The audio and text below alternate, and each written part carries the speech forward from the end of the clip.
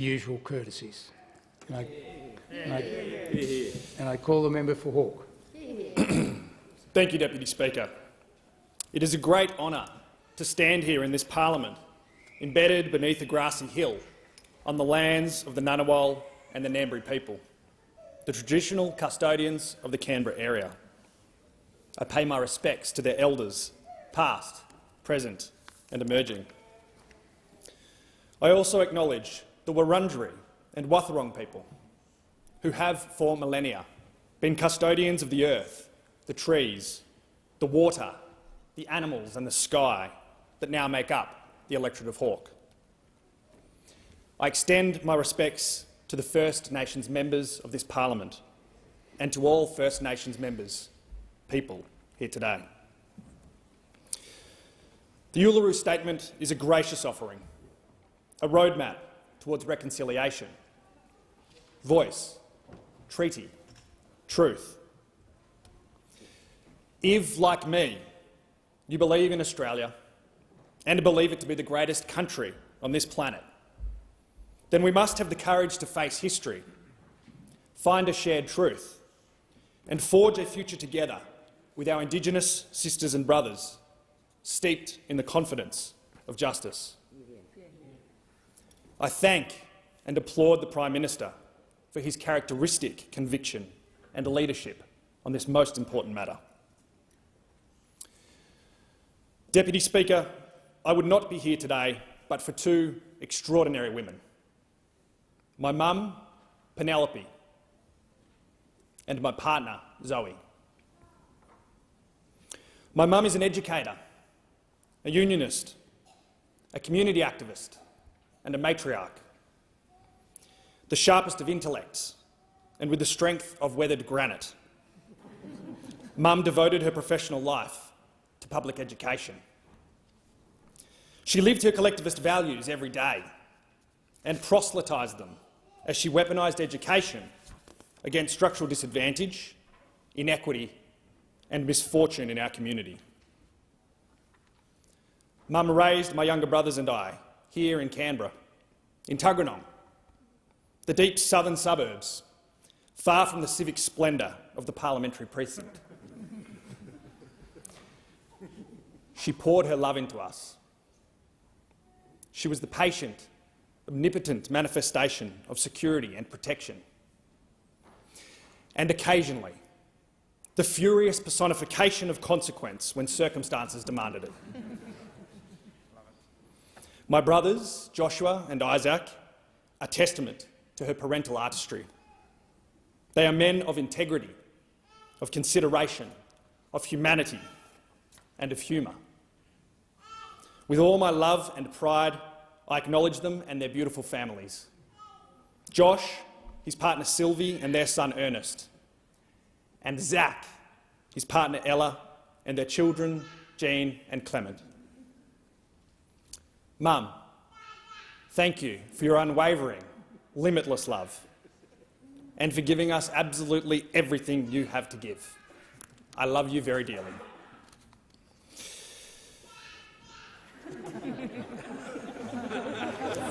The other seminal woman of my life is my partner in all things, Zoe Edwards.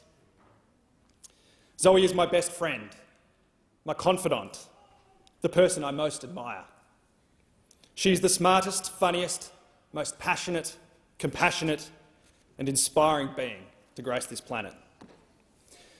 She has devoted her own professional life to furthering the interests of working people, as an industrial lawyer, a scholarly practitioner of public policy and as a proud trade unionist.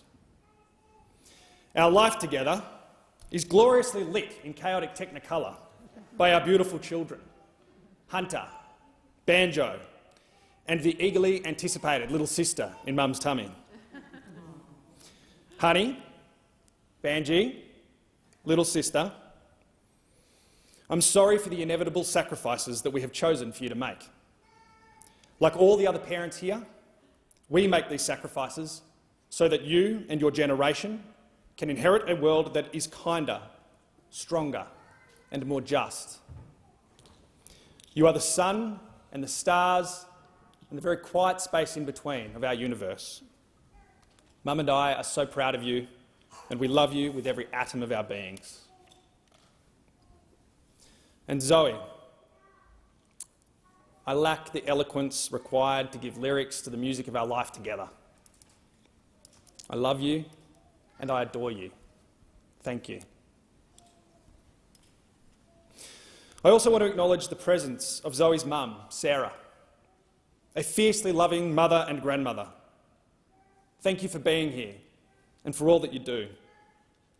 And the absence of Zoe's dad, Scott, who passed away in 2015, a brilliant intellectual, a passionate Labor activist, and a beloved friend of mine. He would have been elated by the election of this Albanese Labor government and had much to contribute in terms of unsolicited policy direction. Deputy Speaker, Bob Hawke has always been my political hero. His enthusiastic ambition for our great country was fuelled by his zealous belief in its exceptional potential, a belief that I share. He brought together disparate interests and ideologies. He gave our nation the confidence to face our region and the world, to make an impact far beyond our dry weight. And, it must be said, he had an exquisite head of hair.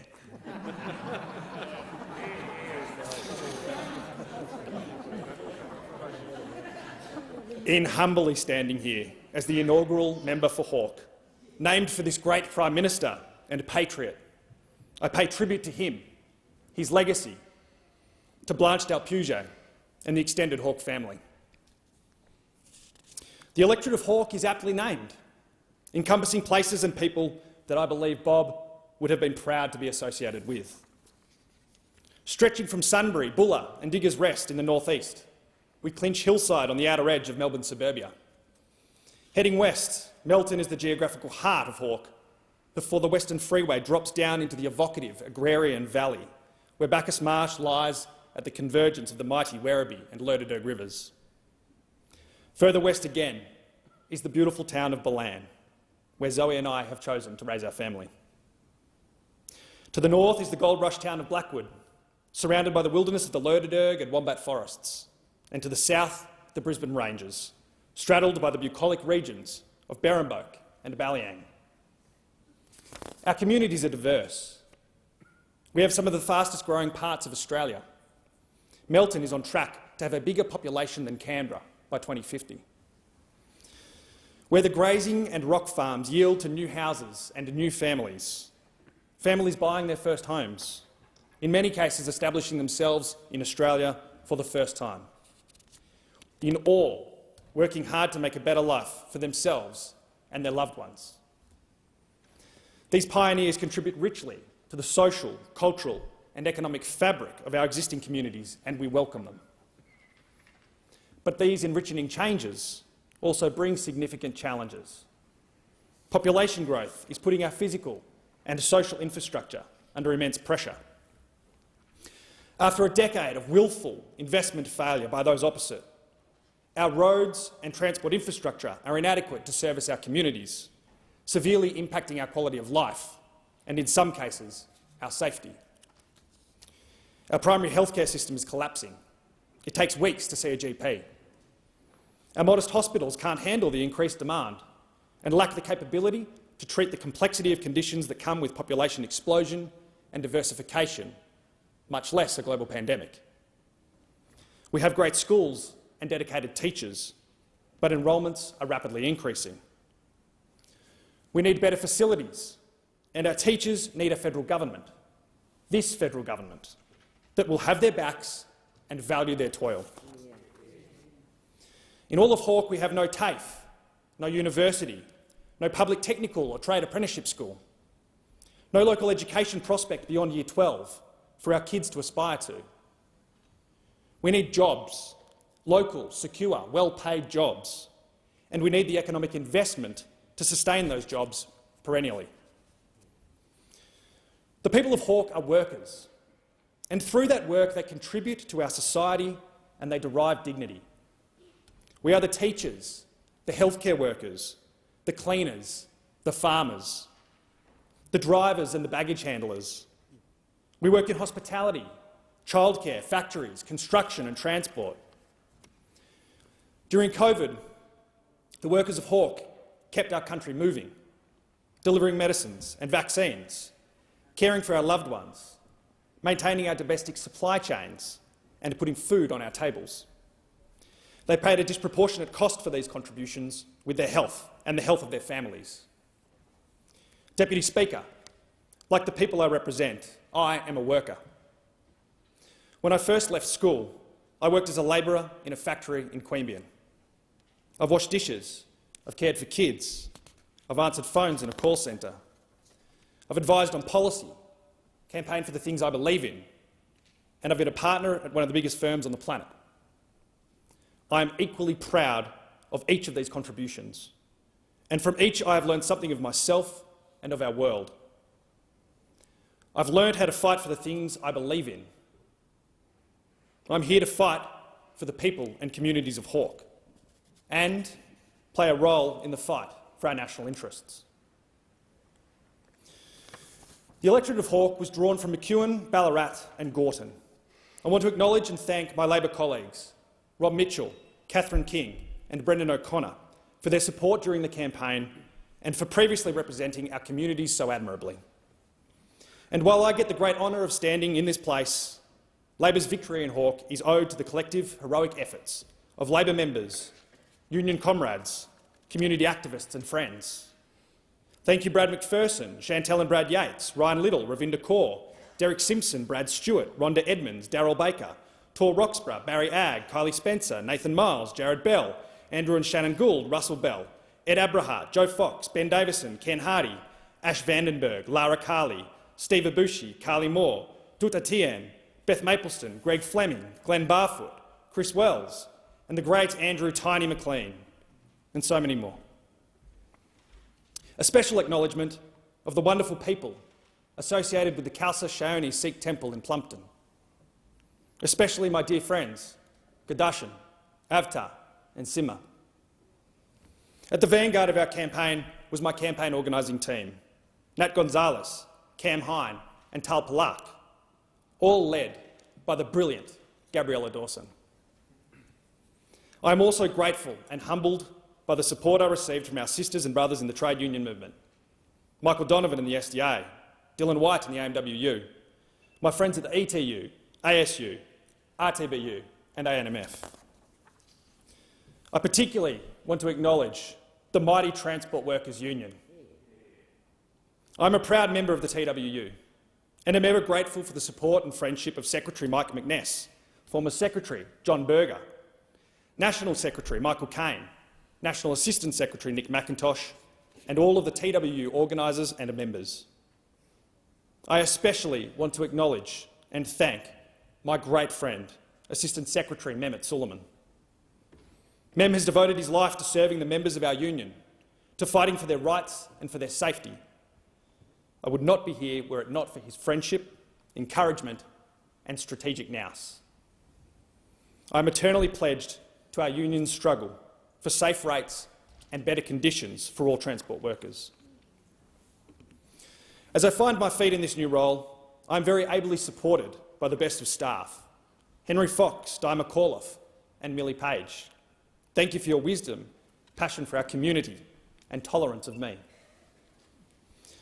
Throughout my various professional incarnations, I have been so lucky to enjoy the mentorship of the superlative exemplars in each field.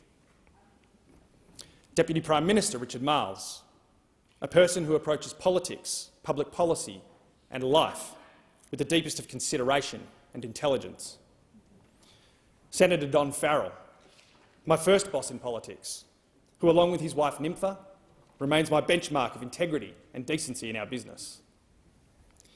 Former Senator Stephen Conroy, a person of such profound conviction, coupled with the courage and strategic brilliance to drive that conviction to impact. James Mackenzie and Peter Konadaris, who have mastered the noble art of progressing the public good from the shimmering towers of the business sector. And in all matters of life, my fraternal friendship with Philip Dalidakis. in all the candour of his intellect and the generosity of his spirit. There's a great presence missing from this house tonight, a mentor and a friend, without whom I would not be here. Former Senator Mehmet Tillam was a person of consequence. He was deeply principled, intelligent, full of humility and humour. He was a natural leader of people. He was inspiring and courageous. His generous friendship was protective and warm. He should have been here today, as he should have remained in the other place, to continue his life's work in the pursuit of fairness for all people. But sadly, he was lost to us far too young, just shy of 3 years ago. His wife Ferda and son Mikhail are here today, and I'm honoured by their presence. Mickey, your father was a great man who was respected and loved and who I admired immensely.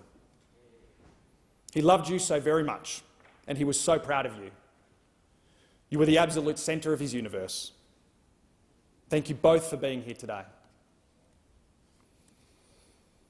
It is not individual exceptionalism that has propelled me here, but rather the collective efforts and investments of so many special people.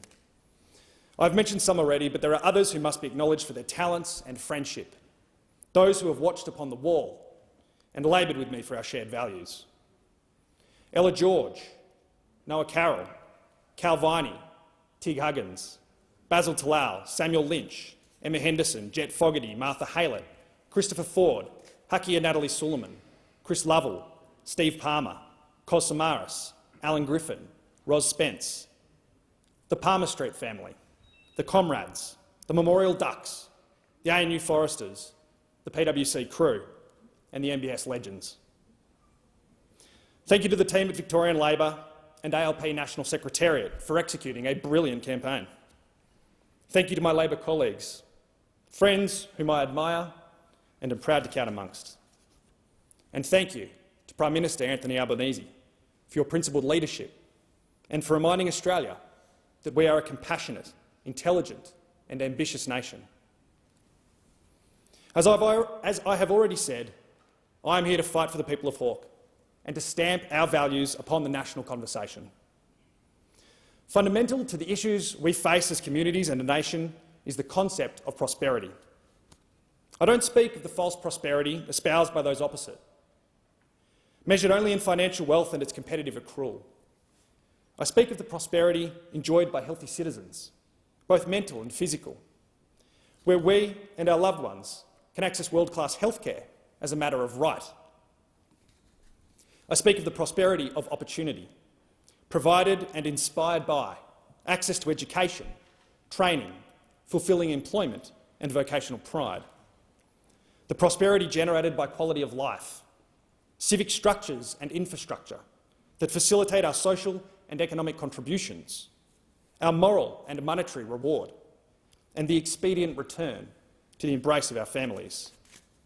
The prosperity secured by valuing our environment and our planet, by making decisions based on sustainability and triple bottom line outcomes, through meaningful action on climate change that creates jobs and fuels our economy with cheap, clean, renewable energy. Deputy Speaker, I joined the Labor Party because I believe that the role of government is to maximise prosperity, to grow the collective pie and ensure it is apportioned according to our community's collective interests. This stands in stark contrast to the ideologies of the other parties, to the left and to the right, where too often the maximising of prosperity for the many is usurped by the constituency, cravenly clambering to secure the largest portion at the expense of the greater good. The United Nations publishes a Human Development Index, which measures and ranks all countries by whether people had the freedom and opportunity to live a life they valued. In 2013, the year Labor lost office after fending off the global financial crisis, Australia was ranked second in the world on that index, behind only Norway. In 2019, the latest available report, Norway was still on top, but the years of coalition government had seen Australia drop to 8th place, a squandering of our prosperity. We now draw a line under this lost decade. I'm proud to be a member of a government that will capitalise on the natural strengths of our country, address our shortcomings with constructive honesty, and always be guided by our values.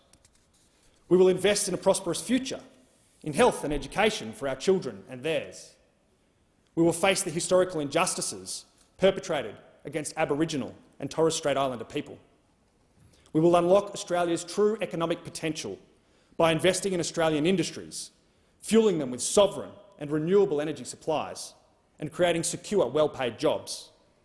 And in doing so, take real and sustainable action on climate change in a way that empowers and rewards those who are most exposed and least privileged.